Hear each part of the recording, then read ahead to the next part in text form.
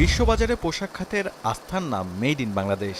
ওষুধ খাত ও চামড়া শিল্পের মাধ্যমে রপ্তানি আয়ে মাথা উঁচু করে দাঁড়াতে শুরু করেছে দেশ।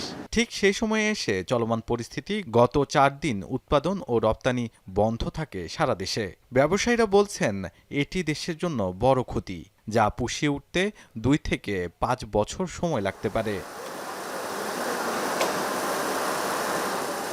বৈদেশিক মুদ্রা অর্জনের অন্যতম মাধ্যম পোশাক খাত। ভিয়েতনাম, ভারতের মতো দেশ একই দামে দিতে চাইলেও বায়ারদের প্রথম পছন্দ বাংলাদেশ।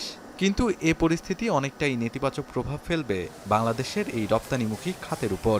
গার্মেন্টস ব্যবসায়ীদের যে সুনাম ধরে রেখেছে তার কারণে কিন্তু এখনও আমরা এই ব্যবসাটা করে যাচ্ছি। বাট এই যে ডিলে হয়ে যাওয়ার কারণে, শিপমেন্ট ক্যান্সেল হয়ে যাওয়ার কারণে, আমাদের প্রোডাকশন বন্ধ হয়ে যাওয়ার কারণে এতে একটা বিরূপ প্রভাব পড়বে এবং তারা চিন্তা করবে যে এই দেশে যেহেতু অস্থিতিশীল, সেই ক্ষেত্রে তারা অন্য কোনো দেশে চলে যাওয়ার চিন্তাভাবনা করবে তারা।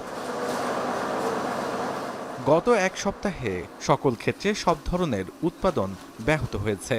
সকল শিল্প খাতেই পড়েছে এই প্রভাব। তবে সবচেয়ে ক্ষতির মুখে রপ্তানিমুখী শিল্পগুলো। রপ্তানিতে একদিনে $160 বিলিয়ন পিছিয়েছে দেশ, যা 4 দিনে মোট $640 মিলিয়ন রপ্তানি ব্যাহত করেছে। গত 4 দিন $640 মিলিয়ন কিন্তু আমাদের রপ্তানি কিন্তু পিছিয়ে গিয়েছে আমাদের।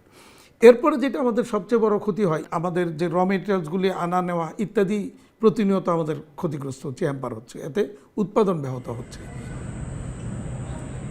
শুধু রপ্তানিমুখী নয়, দেশের ব্যবসায়ীদের প্রতিদিন ক্ষতি গুনতে হয় প্রায় 1 লাখ কোটি টাকার বেশি।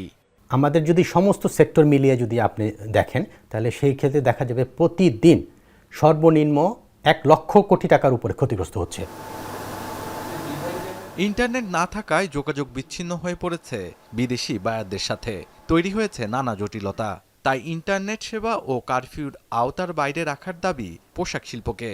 ইন্টারনেট সংযোগ যখন বিচ্ছিন্ন হয়ে গেল, তখন বায়ারদের সাথে কিন্তু আমাদের টোটালি কমিউনিকেশন ছিন্ন হয়ে যায় এবং এই অবস্থায় বায়াররা নিশ্চয়ই বসে থাকবে না। যখন আমার সাথে কোনোভাবেই যোগাযোগ করতে পারছে না, তখন অবশ্যই সে তার এই এক্সিস্টিং যে অর্ডার প্লেস করার কথা, এটা অন্য কোথাও প্লেস করে দিবে। এইটা আমাদের জন্য আরেকটা কিন্তু ক্ষতির দিক।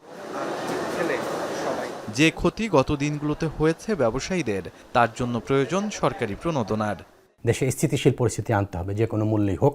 দেশে স্থিতিশীল পরিস্থিতি, দেশ যদি টিকে থাকে, তাহলে আমরা ব্যবসায়ীরা কষ্ট হলেও যদি আমাদের কিছু সাবসিডি দেওয়া হয় গভর্নমেন্টের পক্ষ থেকে, ব্যাংকের ইন্টারেস্টের ব্যাপারে কিছু সাবসিডি দেওয়া হলে হয়তো আমরা পুষিয়ে উঠতে পারবো। কাস্টমসের নানা রকমের হয়রানি, এগুলিকে যদি অ্যাড্রেস করা যায়, সমাধান করা যায়, তাহলে বায়ারদেরকে যদি আস্থা ফিরিয়ে আনা যায়, তাহলেই হয়তো বা তখন সম্ভব।